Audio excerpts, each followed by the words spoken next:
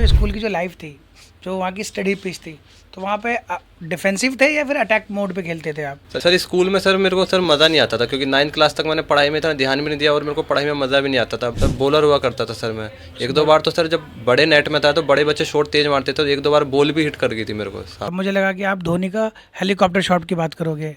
Sir ये तो जामिया के लिए है ना, हेलीकॉप्टर शॉट सर अच्छा जामिया के अच्छा, लिए बचा जामिया के के लिए आपने बचा के रखा हुआ है।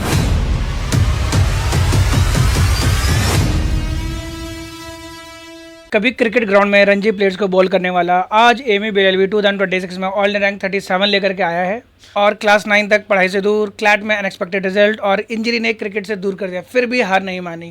कंसिस्टेंट होते हुए एमी बेलवी में ऑल इंडिया रैंक 37 लेकर के आए हैं। तो आइए हम लोग वेलकम करते हैं उवैश का। सो उवैश, सबसे पहले आपको बहुत बहुत congratulations. Thank you so much sir.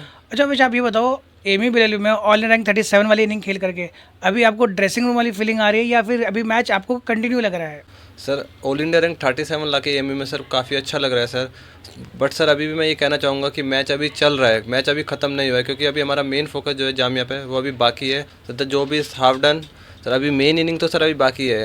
ये तो अभी एक तरीके से सर सेमीफाइनल था, फाइनल अभी बाकी है सर। 4 जून को है सर फाइनल मैच, देखते हैं उस दिन कैसा रिजल्ट रहेगा, मतलब कैसी परफॉर्मेंस रहेगी। Okay okay, that's great that's great. अच्छा उवैश, हमने तो ये सुना है कि जो स्कूल की जो लाइफ थी, जो वहाँ की स्टडी पीस थी, तो वहाँ पे डिफेंसिव थे या फिर अटैक मोड पे खेलते थे आप? सर स्कूल में सर मेरे को सर मज़ा नहीं आता था, क्योंकि 9th क्लास तक मैंने पढ़ाई में इतना ध्यान भी नहीं दिया और मेरे को पढ़ाई में मज़ा भी नहीं आता था। बट क्लास 10th में मैंने पढ़ना शुरू किया सर, उधर से पता चला पढ़ाई तो अच्छी चीज़ है सर, उधर से पढ़ाई में इंटरेस्ट बना और सर तब से ही सर पढ़ना शुरू किया। सर अभी भी पढ़ाई में मज़ा आता है, इसलिए सर मैं पढ़ता हूँ।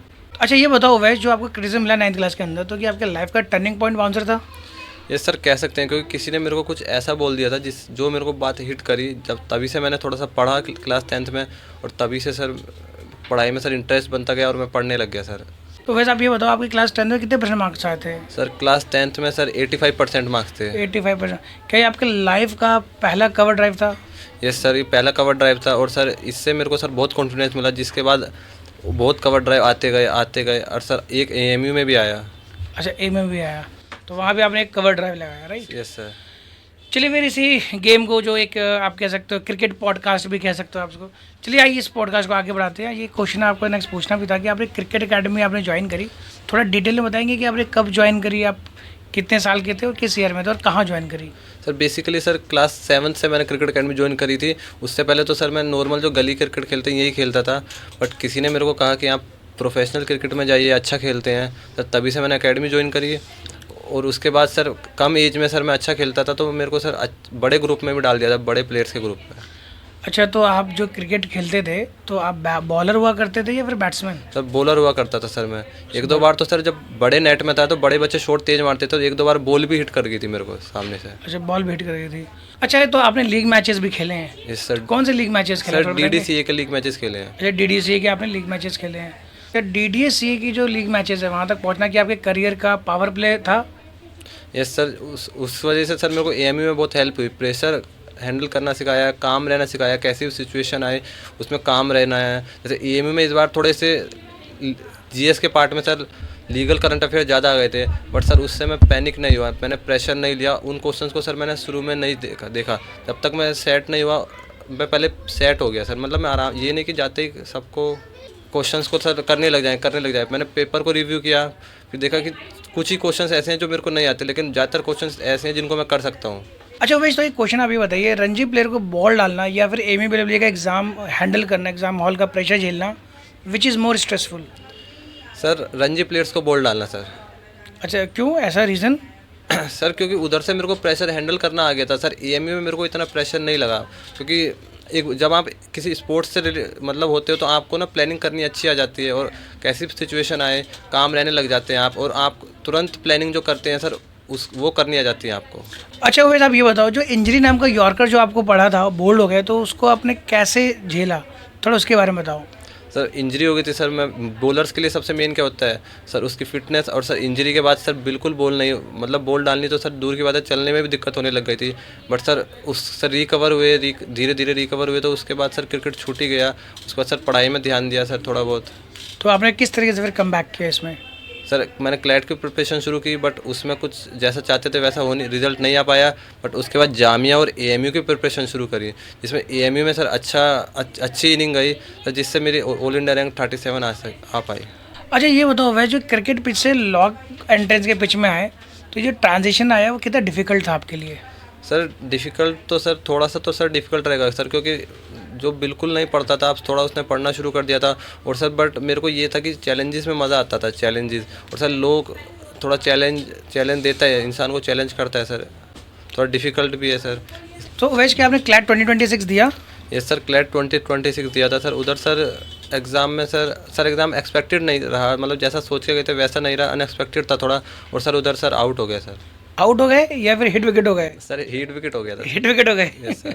अच्छा, क्लैट का जो एग्जाम हुआ आप हिट विकेट हो गए वहाँ से, राइट? फिर स्ट्रैटेजिक टाइम आउट में आपने फिर क्या स्ट्रैटेजी बनाई, क्या डिस्कशन सर किया? जैसे क्लैट अच्छा नहीं गया था, तो उसके बाद मैंने सोचा क्या करना है अब, तो देखा जामिया और एएमयू अच्छे हैं, तो उसके लिए सर मैंने सोचा था कि इस बार तो हिट विकेट नहीं होना है, तो इसलिए मैंने एमएलएस ज्वाइन किया। और सर एएमयू में सर अच्छी पारी खेल गया सर, 37 ऑल इंडिया रैंक 37 की।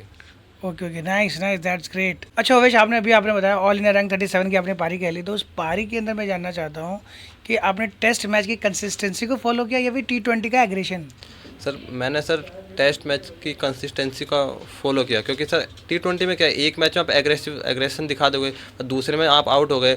बट टेस्ट में क्या है, आप जितना कंसिस्टेंस रहेंगे, उतनी लंबी पारी खेलेंगे, उतना ही अच्छा आपका रिजल्ट आएगा, और वो मैंने एएमयू में दिखाया। अच्छा वैसे आप ये बताओ, आपने मैच खेला, आपने 30 ऑल इंडिया रैंक 37 की पारी खेली है ना, और उसके लिए आपने प्रिपरेशन भी करी होगी, नेट प्रैक्टिस भी की होगी, तो ये नेट प्रैक्टिस कितना इंपॉर्टेंट था आपके लिए? Sir basically sir net practice मतलब मॉक हो गए सर। मॉक्स में क्या करता था, मैं सिर्फ मॉक्स के स्कोर्स को नहीं देखता था, क्योंकि उसके बाद उसको एनालाइज करना, कौन सा एरिया मेरा वीक है उस पर काम करना, उसी के बाद सर इम्प्रूव है कुछ। वरना सर क्या करते हैं, हम मॉक्स का स्कोर देखे और छोड़ दिया सर, उससे सर कुछ नहीं होता सर। जितना आप अपने आप की गलतियों को देखोगे, कहाँ इंप्रूव करना है सर, उससे फ़र्क पड़ता है सर। अच्छा वैसे आप ये बताओ, जो आप मॉक टेस्ट लगाते थे, नॉर्मल प्रैक्टिस की तरह लेते थे या फिर फाइनल मैच की तरह लेते थे इसको? सर मैं सर फाइनल मैच की तरह लेता था, क्योंकि अच्छे से उसको अटैम्प्ट करना, और उसके बाद जो सिर्फ स्कोर देख के नहीं छोड़ देना, उसको सर एनालाइज करना, जिससे हमें पता चले हमारा कौन सा एरिया वीक है सर। मैं फिर उसी पे काम करता था, जिससे मेरे को बहुत ज़्यादा हेल्प मिली, इम्प्रूव हुआ। हर मॉक में मैं इम्प्रूव करने लगा, धीरे धीरे एनालाइज करा मॉक को अच्छे से। तो फर्स्ट मॉक में आपके क्या मार्क्स थे? सर 45 थे सर, एएमयू के मॉक में सर 45 मार्क्स पहले मॉक में? Yes, sir। और सेकंड लास्ट जो मॉक था एग्जाम से पहले जो लिया था हम लोगों ने, उसमें कितने स्कोर आ रहे थे आपके? सर वो थोड़ा अच्छा नहीं गया था मॉक में, मतलब थोड़ा मेरे से नहीं हुआ था। कितने, फिर भी कितने मार्क्स आ रहे थे? 66 मार्क्स थे सर। और फाइनल स्कोर क्या रहा आपका? 71.25। अच्छा व्यूअर्स, तो एक चीज़ आप देखिए, जैसा भी उवेश ने बताया कि जो पहला जो मॉक था 45 मार्क्स है, और लास्ट मॉक में 66, और फाइनल अगर हम लोग बात करें एमयू के अंदर, इनका जो स्कोर रहा 71.5। तो आप ये कह सकते हैं मॉक का जो मार्क्स होते हैं बेटा, वो डिसाइड नहीं करते। तो अगर आपके मार्क्स में कम मार्क्स भी आ रहे हैं तो दैट्स ओके, आपके कॉन्सेप्ट्स कितने स्ट्रांग है वो मैटर करता है, और उस 2 आवर में आपने कितनी मेहनत करी है कि आपका एग्जीक्यूशन है, that actually make you different from the other guys. Anyway, आइए हम लोग नेक्स्ट क्वेश्चन की तरफ देखते हैं। ये जो आपको बाउंसर्स मिले मॉक्स के थ्रू, तो उस बाउंसर्स को आपने किस तरीके से खेला? सर जैसे लास्ट मॉक में मैंने बताया आपको, मेरे अच्छे मतलब 66 मार्क्स थे सर, अच्छा नहीं रहा, तो सर बट चैलेंज किया मॉक ने मेरे को, और सर चैलेंजेस थोड़े पसंद है, तो सर उसी से सर मैंने अपना बाउंस बैक किया, और सर वो एएमयू के एग्ज़ाम में रिफ्लेक्ट किया। अच्छा, एमयू के एग्जाम में रिफ्लेक्ट किया। अच्छा, कभी लगा आपको कि जो मॉक्स ने जो है आपको बाउंसर डाल दिया, कभी ऐसा आपको फील हुआ? सर यस सर, कुछ मॉक्स होते थे सर थोड़े हार्ड होते थे सर, एग्ज़ाम के लेवल से सर थोड़े टफ होते थे। उन मॉक्स में कभी कभी लगता था नहीं यार कि मैं क्या कर रहा हूँ ऐसा, जो मेरे मार्क्स नहीं आ रहे, पढ़ तो मैं रहा हूँ। अच्छा वैसे एक बात बताओ, अगर प्रिपरेशन क्रिकेट फॉर्मेट की तरह होती तो आपकी स्ट्रैटेजी क्या होती? T20, वनडे या फिर test match? Sir basically sir ODI की तरह होती है, ओडीआई। क्यों ऑडिया ही क्यों?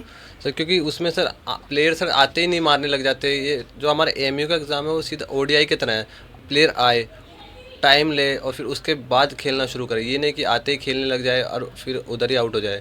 लंबी इनिंग खेलनी होती है सर हमें, तो उसके लिए सर थोड़ा सेट होना पड़ेगा, उसके बाद सर अच्छे से।